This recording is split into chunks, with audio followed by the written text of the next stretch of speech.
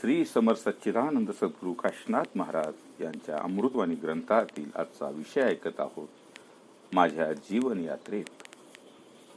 श्री समर्थ सद्गुरू काशीनाथ माऊलींचे हे उद्गार आहेत.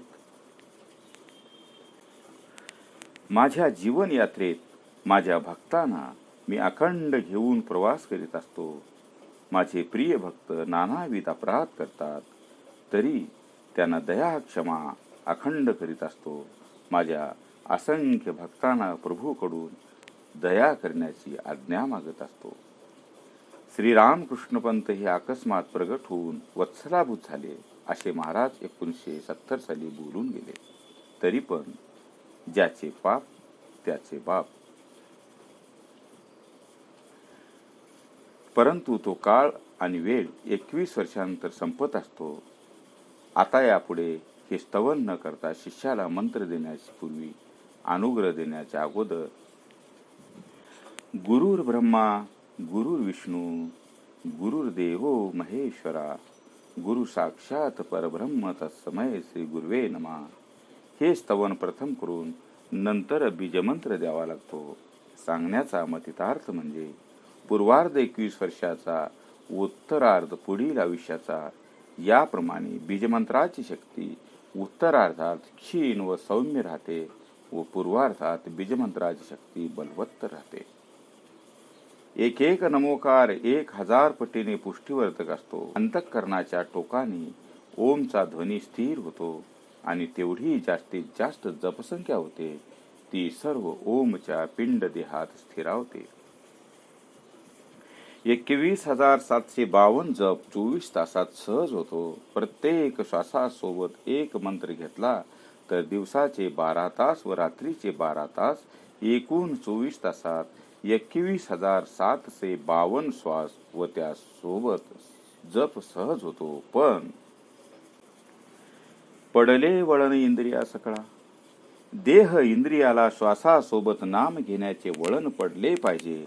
तेव्हा दिवस रात्र झोपेत पण वळण पडल्यामुळे इंद्रिये तेच काम करतात. जर जप झोपेत सुद्धा चालू राहतो, याप्रमाणे इंद्रियांना वळण पडल्यास जपाची संख्या दिवसेंदिवस वाढतच जाते. हा म्हणता साधक काही वर्षाच्या काळात 24 तासात लाखो जप सहज व सुलभतेने करू शकतो. कारण इंद्रियाला वळण पडल्याने या देहाची एक एक इंद्रिय हेच काम करीत राहतात. प्रथमावस्थेत एकच इंद्रिय जप करते, ते मुख कमल. नंतर दोन्ही नेत्र याच कार्यात कार्यरत राहतात. तसेच नक्षिका, 2 कर्ण, मूत्रेंद्रिय, गुद्वार याच कार्यात राहतात. अशी शरीराची दाहीद्वारे नामस्मरणाच्या कार्यात राहतात.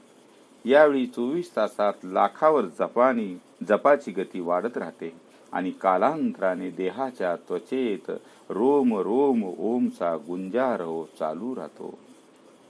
आता कोट्यावधी जप 24 तासात पूर्ण होतो. याप्रमाणे पूर्णत्वात मंत्रोपदेशाच्या महान शक्तीचा संचय होतो. साधक परम पवित्र परमात्म शक्तीच्या साह्याने सम्राट होतो. परंतु एक महत्वाची गोष्ट म्हणजे प्रथमावस्थेत साधक अचेतन जरी असला तर तो सचेतन मध्ये परावर्तित व्हावा लागतो व नंतर सचेतन मधून कर्पूर मध्ये परावर्तित व्हावा लागतो. म्हणजे महाभयंकर कठीण 3 पायऱ्या आहेत. त्या 3 प्रयत्नाची पराकाष्ठा करून चढता येतात. एकदा का प्रथम पायरीवरून 3ऱ्या पायरीवर चढताच कर्पूरवर्तीत परिवर्तन होण्यास वेळ लागत नाही.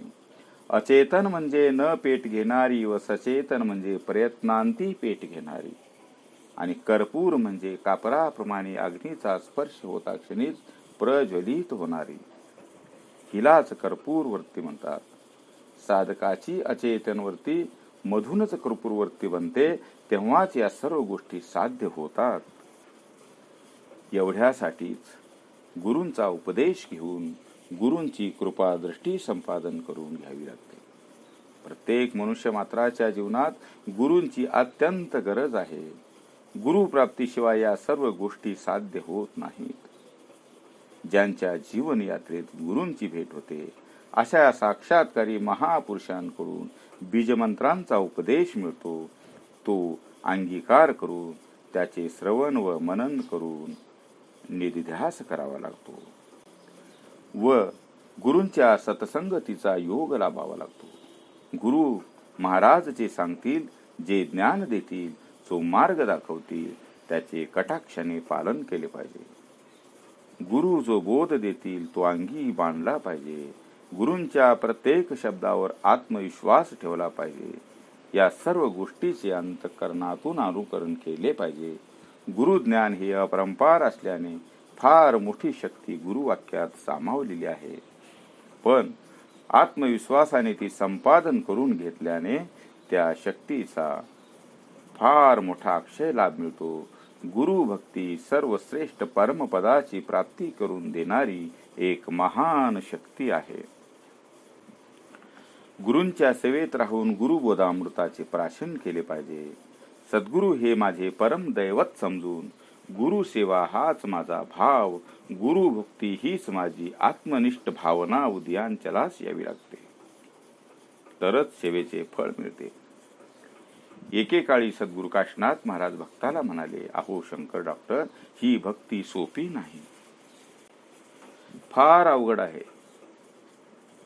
भक्ती भक्ती म्हणत बसल्याने भक्ती होत नाही. भक्तीसाठी प्रथम मनुष्याचा भाव पाहिजे. भाव आणि भक्ती ही दोन्ही बहीण भाऊ आहेत. ते सख्खे बहीण भाऊ आहेत. ते सावत्र भाऊ नाहीत बरं का. अध्यात्मात सुद्धा नाते गोते असते. अध्यात्माच्या संसारात सर्वच आहेत.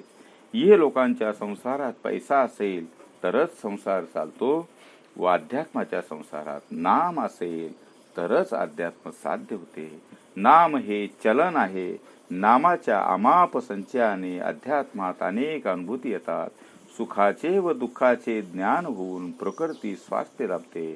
चैतन्याचा महद प्रकाश अनुभवास येतो. याच प्रकाशात अध्यात्म स्वयं प्रकाशित राहतो. चेतना वाढत राहते. सद्गुरु चेतनेला प्रवृत्त करीत असतात आणि दृश्यातून अदृश्यात, निर्गुण निराकार भासातून आभासात चित्त एकाग्र होते. मन शांत होते व गती क्षीण होते. रजतमातून सत्वात परिवर्तन होते. मन बुद्धी चित्त स्थिर होते. राग द्वेष मत्सर हळूहळू नाहीशी होतात. यव्हाना साधकाचा देह शांत होऊन दया क्षमा शांती देहाच्या ठाई वास करू लागते. तेव्हा हा पिंड देह शुद्ध व पवित्र होतो. साधकाचा अंतर्भाव परिपक्व होऊन अध्यात्म मार्गातील साधना तप साध्य होते. अशा अवस्थेत असाध्यते शिल्लकच राहत नाही. सर्व गोष्टी साध्य होऊ लागतात. एवढ्यासाठी सद्गुरुनाथ म्हणतात, आपण जे ध्यान करतो त्या ध्यानाचे मनन करतो. ध्यानात एकाग्रता होते. तेव्हा दिवसभराचा आळस नाहीसा होऊन मन चैतन्यमय होते व शांती मिळते. ध्यान हे गुरुपद कमलाचे मूळ आहे. गुरुमूर्ती ही ध्यानाचे मूळ आहे. आपण जी पूजा करतो, मातृपूजा, पितृपूजा, देवपूजा व गुरुपूजा, पूजा म्हणजे ध्यान लावून इष्टदेवतेच्या अथवा गुरुदेवांच्या चरणकमली मननिग्रहपूर्वक जी मानस पूजा करतो ती पूजा होय. कल्पनेचे पूजा साहित्य एका ताटात भरून 1 लोटा जल, 1 लोटा दूध, 1 लोटा दही, हळदी, कुंकू, भस्म, तांदूळ, पुष्प व पुष्पहार, आरती, कापूर, उदबत्ती वगैरे वगैरे कल्पनेचे समान भरगच्च ताट भरून घेणे व पूजेस प्रारंभ करणे ही मानस पूजा सर्वश्रेष्ठ मानली जाते. या पूजेत मन एकाग्र होण्यास ताबडतोब मदत मिळते.